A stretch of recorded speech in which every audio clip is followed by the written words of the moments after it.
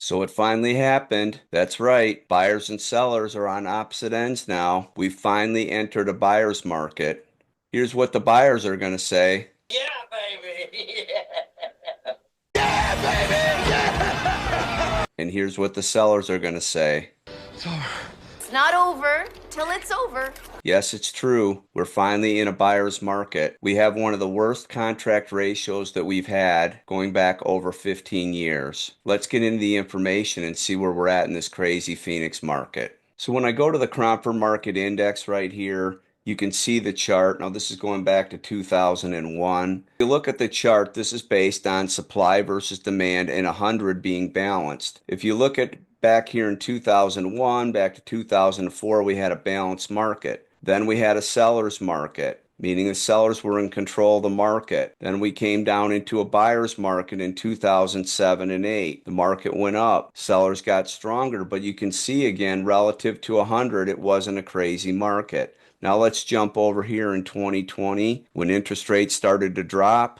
Look at the market. This is a super strong, crazy strong seller's market, meaning the sellers were completely in control and the buyers had to give in everything. Right now, we're really low. We're back into a buyer's market. We're below 100 and the buyers are going to be in control. So another indicator just to verify this information, and this is the most up-to-date way to do it, is look at the contract ratio.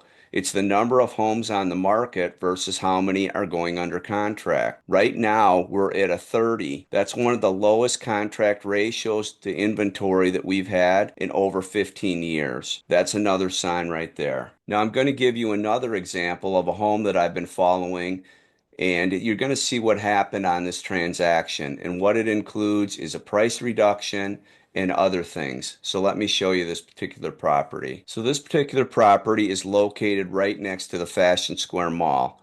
Now it was listed at 1.5 million and it ended up selling at 1,425,000. Now that's a lot of money for a little house on an 8,900 square foot lot.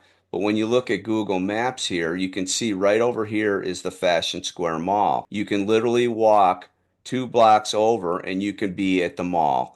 And that's what makes this a special property. This location, this neighborhood and everything have gone gangbusters. Just in the last month, we had 6 or 7 home sales and they're all going to be torn down for new construction. But the one thing about this transaction I want to show you, and this is how we know we're into more of a buyer's market, is they dropped the price 75,000 from when they had it listed, and they did about $50,000 worth of repairs before the people closed the transaction.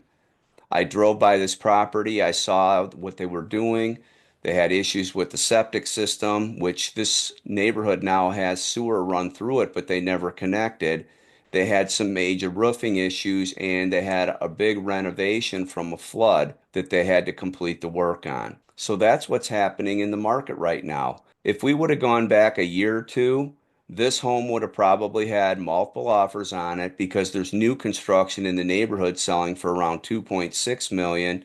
So what we're seeing in the market, even in some of the best neighborhoods like this particular property, is the fact that buyers are having a lot more options right now and they are willing to walk away from this property. This property was under contract before, and when all the repairs came up, the seller said, no, I'm not going to do them. The buyer said, well, then I'm not going to buy the home. But what happened is a couple weeks later is the seller called the buyer back and said, hey, I'm willing to do these repairs now, and had to spend around $50,000 to do the repairs and take a big discount of $75,000 on the price of the home. So this is what we're seeing right now. We are in a buyer's market. Will the buyers that have been waiting for the crash or the adjustment jump into the market right now? That's hard to say. Most likely, they're trying to time the market and they're not going to time it right. We're heading into 2025. We'll see what the market holds after the first couple months of the year. Thanks for watching today. Have a great day.